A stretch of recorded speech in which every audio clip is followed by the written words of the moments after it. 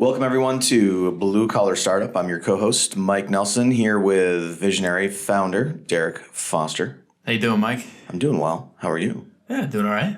You know, I have a friend whose name is Derek Foster Ellis, and I always, almost, when I say your name on the show, like every time I'm like, Derek Foster, I'm like, stop right there. It's not. Add an Ellis. Yeah. Derek Foster. No, I'm good. How are you? Good, man. Yeah? Yeah, the weather's starting to turn. Things are good. Busy. Is it turning? I mean, there's actually sun out there, which is nice. Halfway through May. The rain. I still haven't any of my plants in the ground. They're all still in the window. Too early yet, isn't it? Is it? That's what I heard. I guess it depends on who you talk to. I'm like, I want to get my plants in the ground May 1st, but there is always a chance of frost. Like, we can get a frost as late as mid-May, so it's kind of like, True. It's tough. But I know all my apple trees are starting to blossom. And pouring rain, cold weather, the bees aren't flying right now. It's like it's taking a beating. Yeah, taking a beating. Like we had 5 apples come off of one of my trees last year because of weather like this. It's crazy. How's you getting any sleep? How's that new baby? Oh yeah, she's a good sleeper, and my wife's a saint. So everything's good, man. I do the 10 o'clock feeding, and she's out for 7.5 hours. Yeah, so you guys do that whole. You guys have that thing that you did with your oldest, right? It worked great. That sleep training thing that you did, yeah. We took a sleep class. Yeah, somebody got it as a present for us, and I tell you what, it was a good gift. Yeah. What is it?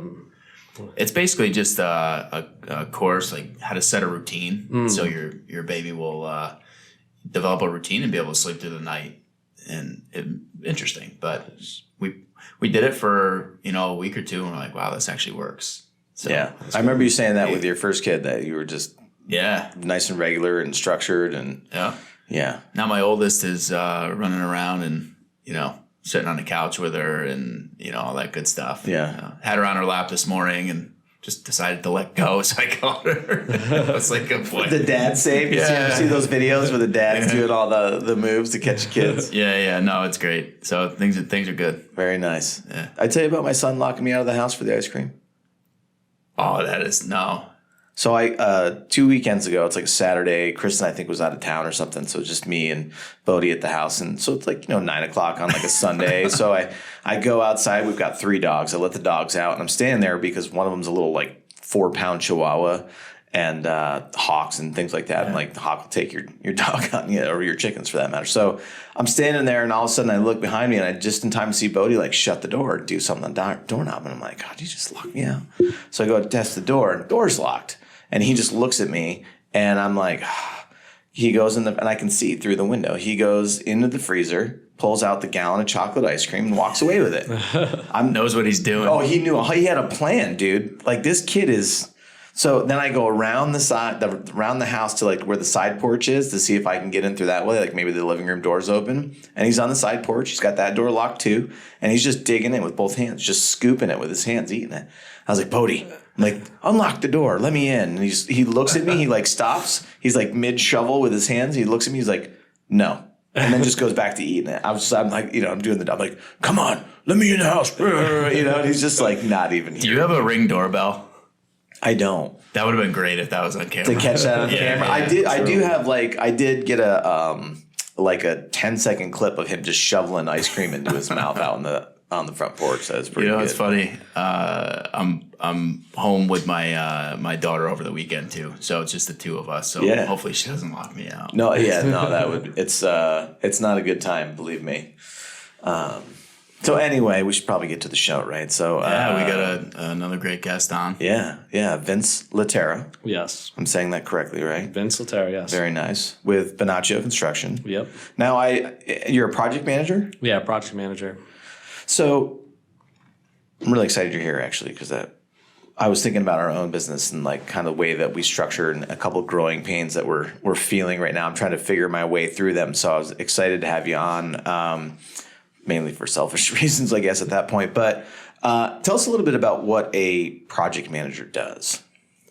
So I've been with them for 11 years. Mm-hmm. So the project manager essentially takes the drawings, creates the budget usually, and then they, depending on what the scope of the project is, defines the scope, and then first buys out the project and creates a schedule, and then pretty much orchestrates the whole project. So if you want to build, a new office from the ground up, I'm finding the concrete guy and the site guy, the framer, the sider, the windows, ordering the windows, getting everything there, on time, finding your long lead items, so identifying the things that, when the building's, framed up, and if I didn't order the windows, that's me not doing a good job, so having everything there.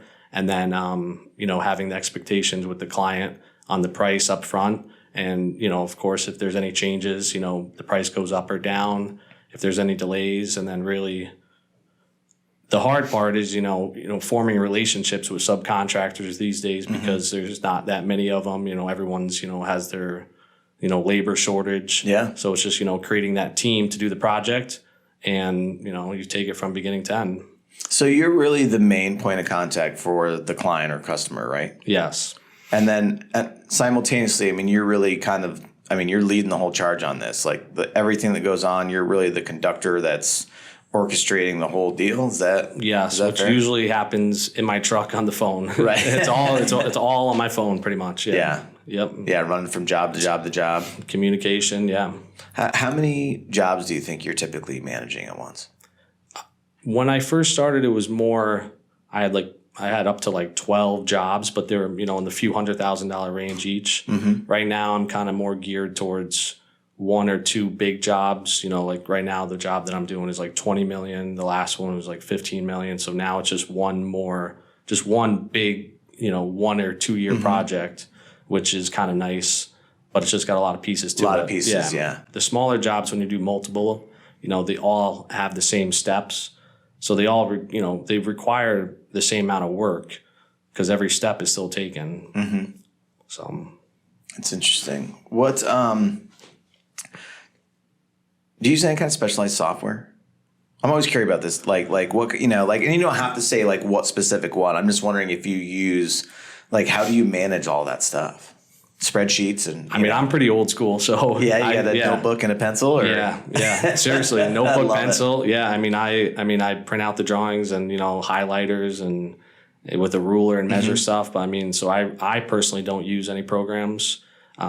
If you wanted to, there's programs for estimating that you could drag a pointer across and you can measure things and it'll kind of price it out or whatnot. But so I'm definitely old school in that aspect. And do you so how does it work for you? You have all these parts and pieces. You're with a notebook and a pencil. How do you keep track of it all? Are you just constantly writing notes down and then going back to them later? I tried the note taking. It does work. Yeah. But right now it's just so secondhand that it's just kind of I don't really turn off work and life. It's just kind of always rotating in my head. So it's just, identifying your critical things you have to do tomorrow and today and next week, and kind of just setting benchmarks in your head for milestones and just, doing the things, once you know how to do it, it's just a matter of, it's just second nature it comes to a point. How do you define, and I think for, all entrepreneurs and people who are building things, it's difficult to discern, it's easy to get pulled in so many different directions, especially when you have so many people pulling at your time. So how do you determine what's most important on a day-to-day basis? That is a good question. I told you they weren't going to be easy. Identifying the things that need to get done, I guess it's more putting a timeline to the items that need to be done. So if everyone's pulling at you and if 10 things are pulling at you and 3 of them are shit, I got to get this done today. And then the other 3's you maybe reach out and say, do you really need this today? Or could have waited a few days, even though they think it's today. And they're we don't need it today. So then it's kind of, filtering out and separating, the priority items quickly and managing the expectation of the other person that's pulling on you so they know, and communicating back to them hey, I'm on this, but, it's not going to be until Friday and it's Monday, And then if there's something that's we got to do this now, then, you do it now. And then you still have to, allocate, in your head, how long is this going to take me? You know, it's 3:00 right now. Realistically, I got time to do 2 more things, and that's it. And then you don't want to spread yourself thin because you don't want to do, you know, too many things all, you know, half-ass. A lot of communication and prioritizing. Yeah. Based on due dates. And then, and managing the expectations on the other end. How much of your job do you think is problem solving? My background is actually in engineering, which that's what they like, you know, that's pretty much engineering is problem solving. So I look at everything as a problem. So, I mean, the whole job, I mean, life is problem solving, right? So, it's. Well, and I guess I asked that, you know, because I have a lot of conversations. I just had a conversation with someone who was, I don't want to say complaining or whining, but let's just say they were lamenting about the amount of time they spent dealing with challenges. And I know every once in a while I start whining about it too, and then I catch myself doing it. But I'm just, you know, I guess my question is, if everything's problem solving, that can be stressful, right? So, you know, but if you're not looking at it like that's just how everything is, it probably doesn't stress you out. Or I guess I'm wondering, one, does all that problem solving stress you out? And two, if it does, like, how do you deal with that? Or other than martinis? Well, wine, yes. Wine and calamari from Mamma Mia's does help on a Tuesday. That does help. I mean, I enjoy problem solving. I guess what would stress me out is when you're problem solving and you don't have control over the items. Mm-hmm. So then you either have to be patient or try to find a way around it. But at the end of the day, I mean, if you're limited, you're limited. But problem solving in general I enjoy. So it's fun for you. It's kind of fun for me. So things go wrong, get messed up, and you're like, yes. I'm like, yes. How could we get out of this? It definitely can be fun and exciting for sure. Right? Yeah, it takes a lot of mental toughness, and I think you alluded to it. You build it over the years. Yeah, exactly. Once you're conditioned, because I mean, when first started out, you know, if something goes wrong and you're like, what are we going to do? Mm-hmm. Now it's like, oh yeah, just do this. And, you know, and then it just becomes like, we've been in this position before. Yeah, you've seen it. Yeah, and if you don't take on more challenging things, then you won't get conditioned. So it's just like working out, you know. You have to, you know, condition your brain and condition, you know, to keep pushing forward and challenges. That's actually how I stay so young. Yeah. It's I just bike races. No. I mean, just always getting stressed out by problems. Yeah. So you know, keeps me young, keeps me excited. What do you think? Like the craziest thing, without throwing anybody under the bus, obviously. What's the craziest situation you ever ran into on a job site?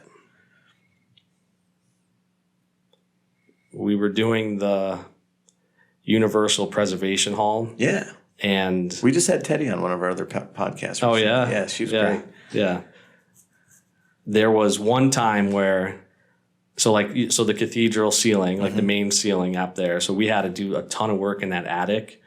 And the site super that I've been working with for a while now, Nick, we were like just looking up, you know, 40 feet high, like how are we going to do any of this work? Mm-hmm. So we came up with, you know, a way to get people up in the attic first, and then getting, you know, 30-foot LVLs up there. I mean, we had a hoist I got to show you guys pictures because, I mean, the way we did it was barbaric, but there was no other way to do it. Obviously all OSHA compliant, I mean. Well, yeah, so hopefully Do we want to edit that part out? I don't want to get anybody in trouble. It's statute limitations. Right. So that, I mean, having that one was, that whole project was crazy. Everything we did to get, like, logistics wise, to get into, you know, and to deal with, you know, an historic building that we had to preserve. I mean, yeah, maybe one person's feet fell through the roof, or through the ceiling once, but that was it. But, you know, there was some sketchy cowboy moments in there. So, you ever see those things on like Instagram or whatever, the video, or on YouTube, the videos of why women live longer than men? Well, you ever see those? No. And they have like really? I don't think so. No. Oh my God, they have like all these crazy videos. And it's almost always of like guys using like 6 different ladders to get up to a point that none of the ladders are being held, or like one of them was they had guys standing on either side of a ladder so it wouldn't go in either direction, and then a guy climbing the ladder straight up to like hit a fixture up there or whatever it is, like just funny stuff like that. Because when you said that, that's what came to mind. Obviously, it wasn't that. There was a little bit. A little bit. So how did you get into construction, Vince? What's your background?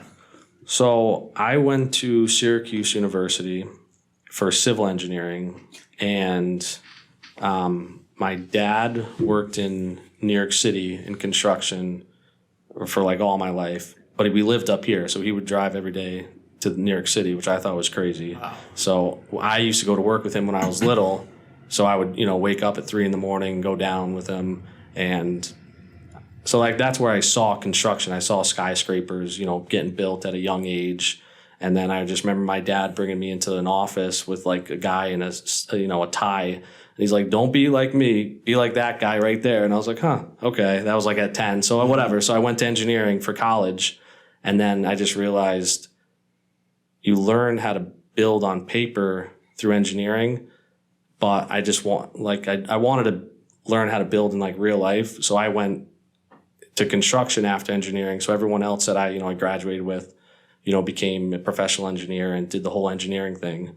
So now when I work with engineers on projects, they still don't know what's really going on. So I don't know. I wanted the, best of both worlds to see it. So, and I like construction is just more fun to me to see it actually be built, Mm-hmm. Rather than just putting stuff on paper. Yeah. Yeah. Yeah. And I wanted to pay my student loans off. So I saw Bonacio, was in town a lot doing work. So I applied to them, and I, right out of college, I've been with them since. Oh, no kidding. Yeah. And good company to work for? Yeah. Great company. Yeah. Good family company. And, it's, yeah. You got to edit anything. I can't say anything about. No, I know, right? He called me before I came on the show. No issues. Yeah, I just wonder, because obviously, Derek, you've done it. You've got a large company, over 100 employees, 150 employees, I think sometimes, right? Or you're Damn, it fluctuates a little bit. Yeah. But I know that you're in that 100, 150 range, and and Bonacio's what, a couple hundred now? Yeah. When you combine everything, a few hundred people. Yeah. Yeah. And I just, when you're building companies that large, to me, I'm just like, you must be doing something right from a retention standpoint. You're not rehiring 100 to 150 or 200 employees every couple of months. You know what I mean? Like, that's just not sustainable. So I'm always curious about, one, what the people inside the environment are saying about how it is to work there. And then the second part is, what are you doing to build that? I think it's a lot of culture driven, and then hiring people that are aligned with the values that we set. Ours, communication, integrity, and teamwork. So if you don't have one of those, you're not gonna fit in. And it's gotten to the point where it's almost awkward for people that come on and they see the way that we do things, and they're like, well, wait a minute, that's not what I signed up for. Yeah. And that's okay. It's not for everybody, but we've created a culture of, being competitive and growing, growing as a person and growing your career. And it's about doing the right thing all the time. Yeah. If you do the right things, good things happen, and people start to see that and they start to gravitate towards it. I've worked with Bonacio and Vince and Paul for a long time, and they do things the right way. And it's, it's evident, in their culture as well. Do you think, what do you do? Obviously, nothing always goes to plan. Right. Well, does anything ever go to plan? No, you're right. Yeah. So, what do you do, or how do you deal with situations when things are going in the wrong direction? They're going bad, client's pissed, or just something really bad happens, big hiccup in the project. What do you do? Usually I bring, I'll talk with usually my, project manager, usually their right-hand man is the site supervisor. Mm-hmm. That's the first person I go to. And we just, sit down, and whether outside or, inside, sitting at the table in the trailer, and just be like, how the hell are we going to get out of this one? And then start making the calls and building the team that you need to, support to fix whatever it is. Yeah. Yeah. So, I was texting Derek yesterday because they pulled me in at they needed help at this other project. And, last minute, what do you do? And that's when the relationships come into play. And, doing the right thing, like Derek is saying, is, you don't want to burn bridges in this industry, because then you'll have no one. And then when you do come to problems, there's always a solution, but you always need, a big pile of resources, in your pocket, that it's give and take with them, but there's answers there. But that takes years to build up. I didn't have that when I first started. What'd you do when you first started? Just kicked it under the rug. Hope it went away. Closed my eyes and hoped. Yeah, I think we were texting about 6 o'clock last night and figuring that out. Literally, yeah. Figuring out the situation, yeah. But I think, like you said, though, nice to be able to have people that you can count on. It's like the old joke about how many people do you know you can call at 2 o'clock in the morning and tell them you need $300, no questions kind of deal. Exactly. Like, you need at least a couple of those people in your pocket. Hopefully you never have to make that call, but exactly. Very nice. What when you look at, so we talked about like one of your biggest challenges, like and we talked about kind of having a bench, so to speak, of people that you can go to when things get dicey. What do you think are some other things or other ways or other resources that people, project managers, or even just people that are in a blue collar industry and they're doing their own project management, maybe they're a smaller company, like what other kinds of things should they have in their toolbox, so to speak, for when things go wrong? I mean, I think a calm perspective about it, at least, looking at identifying the problem, first. And then, I mean, not for nothing, but Google, I mean, the internet's it's a big search engine of anything, stupid or little. Yeah. And then going to, finding out the parts that you need to fix it. So, I mean, to answer your question, I mean, what other resources or that you would, rely on? Or words of wisdom, or like I think you said, like, keeping a cool head, right, is one of them. Not going off the handle and screaming and yelling at people, because that doesn't do anything to fix the problem. Yeah, I mean, so I would common sense. I mean, always go back to common sense. I mean, if there's if you're doing something structurally, something's falling. I mean, it's gravity. I mean, if a structural engineer is yes, they could put formulas together and engineer the structure, but it's common sense. Bring it to the ground. And you need something firm on the ground to hold it up. So always relate back to your common sense. Common sense. Yeah. That's still, not everyone has common sense either. No, I know. It's funny because you said, I'm just thinking about some of the situations I've seen lately, and I'm like, yeah. Can you hire for common sense? That should be a company value. Right? Core value, common sense.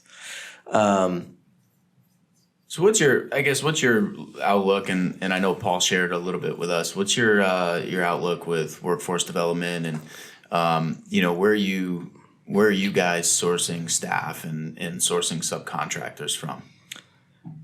So we have a pretty good informal relationship with BOCES, and and how they get, we take their kids when they're usually their spring of their senior year for internships, not paid. And then usually by the time they're graduating, we take them, and hire them for the summer. And then if all goes well, then we hire them full time. So we have, at least, right now, like I have two BOCES kids that we're working with that we just hired, and they've been with us for a year. They're working at Stonequist right now. They just helped finish the PDT market, so they're becoming a valuable part of the team. And we just got them straight from high school. And what BOCES is doing is they're creating kind of a, like for sports teams when at a high school level when they're getting signed from a college, like they have that big signing day. So now they're having fun with it. So now these kids, they're taken from BOCES and they're having, a signing day, because all their other colleagues are going to colleges and they think they're, so they're trying to like equal it out because because before it was like college, and now it's like, there's a big gap that we need to fill for the trade. So how can we make it, more exciting? So yeah, I mean, one of the kids were like, he sat down and, we gave him a hat and they said, he's being signed with Bonacio Construction, That's cool. And it's like everyone's clapping and, they take a picture, we shake his hand and then, but we're getting a lot of kids from that and, they don't know anything. They're green. So I think the next step is, the training aspect. And I think that's the biggest challenge now for us is finding more the time and patience to, train these kids because now everyone wants younger kids, but once you have them, that's part one. Part two is, making them an asset and they don't just, you need to put time to that. And I think,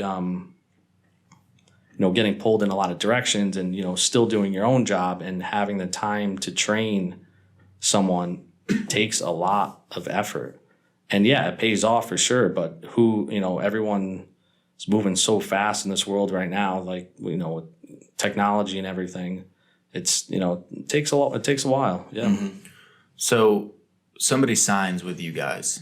What does their path look like? And how is their individual efforts rewarded along the way?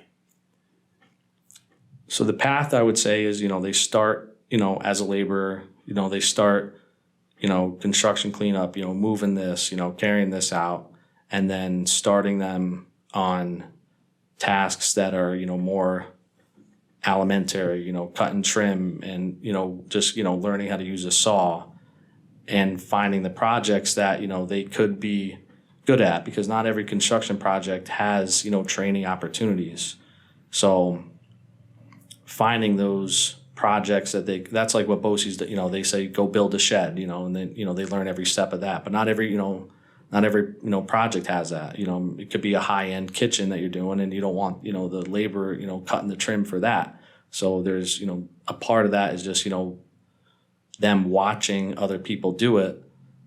And yeah, you still have to pay them, but you're not getting that out, you're not getting that dollar value out of them initially, but you hope that they catch on. And to keep them engaged, it's tough, but I think it starts with finding the right people to begin with and finding them that come out of high school and want to do construction. Like the battle's already won, then it's just keeping them engaged, which, making, new projects and things exciting for them. And money always helps when, you give them extra, a raise here or there. So, yeah. What traits do you look for before you hire a student? I think it goes to me more, having some initial conversations with them, getting their background and then asking them why they want to do construction. And, he was an older guy. I mean, he was, maybe late 20s, but I remember interviewing him and he's like, I dropped out of hike school at 16 and I've been doing construction ever since. And I'm like, hired. I mean, it's like, great. Like, right. Yes, like, let's go. I mean, those people that like to work with their hands, it's a different breed. And then there's a whole other side of that are, that think the trades are, like a negative thing and it's all about college. So if those kids already believe that the trades is like, if they see the opportunity, then it's just about showing them after that. And you guys have, different opportunities within the organization to identify and move people around to work towards their strengths. Yes. Right? Yeah. I mean, there's like 7 project managers. Everyone's got, a few jobs. So sometimes we're like, hey, take these 2 kids over to your job. It's perfect for them right now. Take them, use them for 3-4 months, teach them some of that. And then, so that we could pass them around and then get a little, slice of kind of every kind of experience.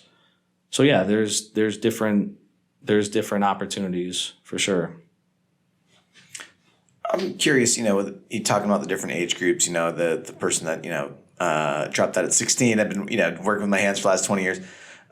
Do you see anything like with the younger kids? Like, every generation's likes to be like, these freaking kids. Yeah. But like, do you see that or do you not see that? Like, what do you see with the crop of kids that are coming out of high school or maybe coming out of college and coming into Bonacio? I think it still goes back to, like what did their parents teach them? So, I mean, if their parents weren't, handy or didn't teach them anything, then yeah, if they still want to get involved in construction, but they didn't have that, grind that, the generations above us did, they were like the baby boomers. That was like, they were the last badass generation to me, I think. I mean, they did everything themselves. I'm Generation X. I think we're pretty badass, but that's just me. That's just me. I think it's about your mentors, and it's about, usually if you find a kid that is into, building something, they have someone in their head that taught them something, what they learned from or they saw. But if they don't see that, if their dad's a lawyer, then he wants to be a lawyer. So it's still that kind of, that mentor trait. Yeah. Just kind of what they see growing up and part of it. Yeah. Whether there's a dog here. Say, I heard the newspaper it's right on, in. Right on time. Right on time. You'd think that we would move our record time. It's almost like it's a thing now. It's part of the show now. The newspaper showing up and the backup alarm. Nice. It's very nice. So Vince, for you, I know, I guess your father would obviously be a mentor for you. Along the way, were there other people as well that helped you and coached you? Everyone, older than me at Bonacio. I started with them. I was the youngest person. Everyone. Everyone I took, a piece of, and, we all, they taught me a lot of stuff. Tony Bonacio, I remember yelling at me a lot, and Sonny. So yeah, that was before it was like politically incorrect or politically. Back when it was still yelling at employees. Yeah. Now it's like, I said, you could still yell at me, guys, because now I don't care. You miss it a little bit. Yeah. I'll tell you, right? Yeah, right. It works for me. You don't have to sugarcoat it, but so. Do you feel that? Let me ask you this question, because I recently just ran into a situation similar to what I'm asking about. But when they were quote unquote yelling at you, did you ever feel like your job was in trouble, or it was just they were like? Maybe in the first couple yells, but when it became more of a routine, no, I don't. It was more. It was still about getting the job done. It was still more geared towards like getting it fixing done. The situation. Right, right. Not like you suck, you can't do this. It's not going to work. It was just more like it's construction is a lot of yelling, and it's so it's just kind of more the it's loud on job sites. Yeah, you have to be heard, right? Yeah, so you gotta raise your voice. Yes. Well, and I ask it because recently I had an employee where we had a situation where I don't want to say that we messed something up, but we were working on a project. It was taking too long. We needed to make some changes, and I didn't have time to like really coddle him. So I was just very assertive with him, and I know that he felt afterwards like, again, I didn't raise my voice to him. I don't do that with the people that I work with, but he felt like maybe his job was in trouble, you know what I mean? And so like he emailed me or texted me something like later on, and I was like, buddy, I'm like, you've been working here 8 months. Like, you're part of the family. Like, you'd have to mess up like really bad at this point for me to fire you. You know what I mean? Like, just not being where we want to be in a project is a completely different story. But that's when you're saying that, it's like, you're there 11 years, they're yelling at you. Like, I just wonder if other people, like, do they feel like their job's in trouble just because they got, quote unquote, talked to or? Yeah, I think so. It's you learn from your mistakes, But yeah, if you're just don't make the same mistake twice, Right. How many times could you make the same mistake? And then I think that's the line that gets crossed. So yeah, you got any input on that, Derek? I know you probably have a situation where you have to have several conversations. Yeah, we have a lot of junior managers and people who are learning and feeling their way about and learning to deal with people. And there's always things that are beyond our control, especially in our industry, because it's so many variables. But teaching them to take a step back and look at everything. And, again, if a mistake does happen and we sit down, okay, what happened? What was the situation? Why'd you make the decision? What went wrong? And, what can we do better next time? Right. It's like my favorite phrase lately. And that's just that's it. It gives them the confidence to keep moving. Yeah. You can't change what just happened. So keep moving and don't do it again. Focus on the prize, right? Yeah, move on. Yeah. Yeah, move on. Don't dwell on it. Man. Yeah, move on. Have that hold you hostage for the next 6 months. So I know we're getting short on time, but I know some of the things we typically ask, right? Like, you got any crazy morning routines that you do? That one I got to keep under wraps. You got to keep that one. I understand. I understand. Morning yoga. Hey, listen. Nothing wrong with yoga, that's for sure. Not at all. What about what would you say your secret to success is? I think consistency is important. Keeping consistency is definitely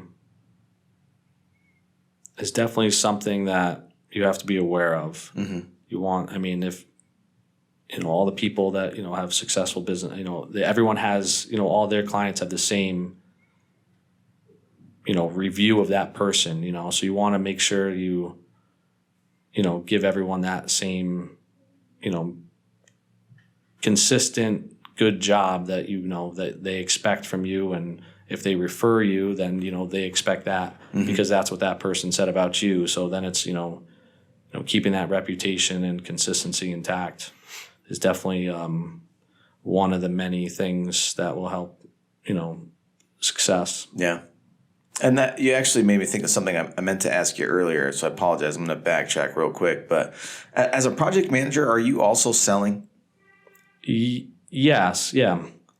And again, because we're working through some structural changes right now. We're trying to figure this situation out of, do we have project managers sell? Are they responsible for sales? Are salespeople project managers? I'm just curious how you guys do it. Like, so you're managing a project.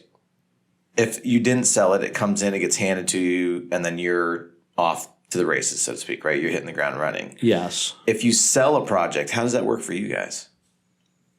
We're not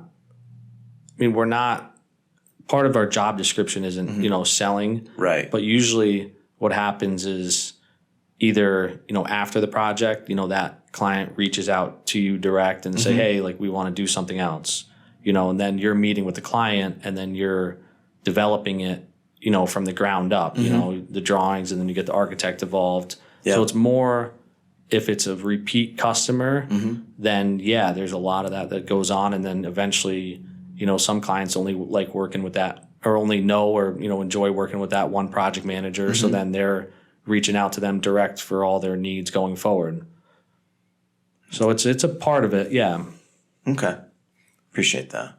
Sorry to jump back a little bit, but I wanted to make sure I asked that. It was a good question. Thanks, we're going through that too. It's always like how much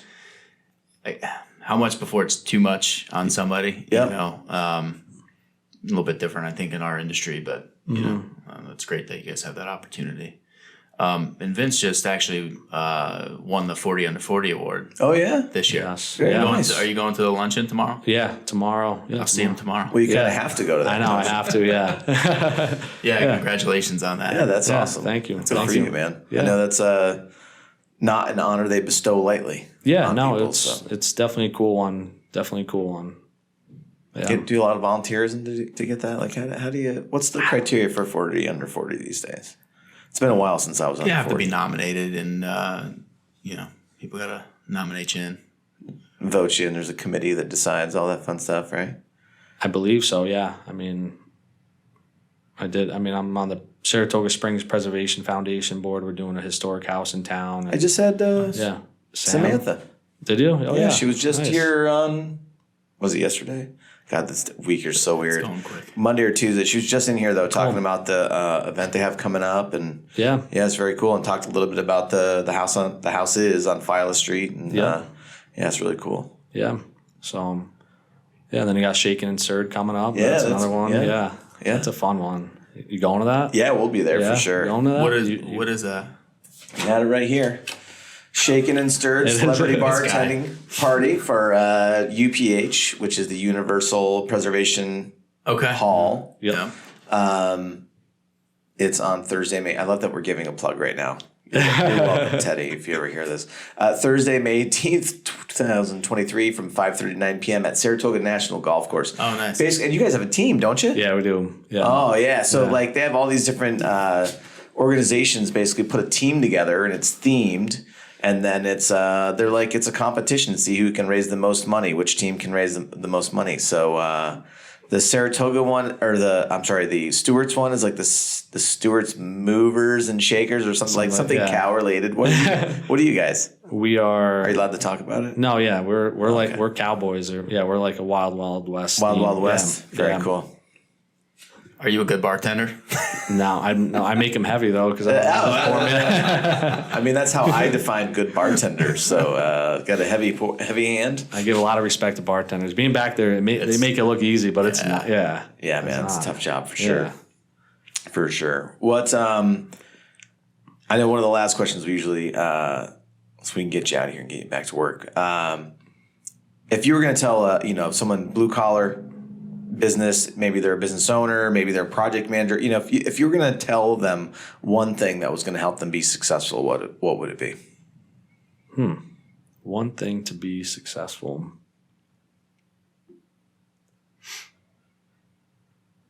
I would say if you have a team of people, always know your role and how to get the best out of someone else.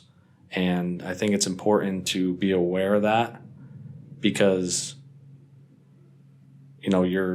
everyone has strengths and weaknesses, and sometimes people's strengths are their strengths and their weaknesses are going to say their weaknesses. You could always work on things, but I mean, to get the best out of your team, really know who and, what good things your team is. And, then it goes back to, everyone staying consistent and being able to solve problems. Yeah. Awesome. Something like that. I mean, it came out better in my head, but yeah. I think it sounded pretty good too, man. And if people want to find out more about Bonacio Construction, about what you guys are working on, where can they find you guys? Yeah. I mean, just walk downtown Saratoga. I mean, there'll be enough signs out there. Around, yeah. I mean, Bonacio.com. I mean, we're always hiring and always looking for more people. So we got a lot of big work coming up, for the next few years, already slated up. So, I mean, we're always looking and, Sonny, Bonacio's doing taking a lot of respect and building up a succession plan for the company. So a lot of younger staff, as the old guys are retiring finally, then, the younger guys are pushing up. So, I mean, it's, not every company's, does that, I mean, so a lot of companies, when, their head employees start, retiring, there's nothing in place and, usually they shut their doors. So they're really focusing on building the next generation, for the next 2 generations. That's awesome. Yeah. Very cool. I appreciate you joining us. Yeah. Thanks for coming in. Yeah. Thank you. Yeah. Derek, always good to see you. Yeah, likewise. Absolutely. Everybody, make sure you check us out. You can find us everywhere podcasts are. And when I say everywhere, what I really mean is Apple, Spotify, and Google podcast places. You can also find us at bluecollarstartup.io. Make sure while you're there, check out the Blue Collar Blueprint. That's a bunch of extra free content. It's some of the people we have on the podcast doing some more stuff, talking about running, operating blue collar businesses. There's, every aspect of your business. So, and it's free. So sign up, check it out. And thanks for listening.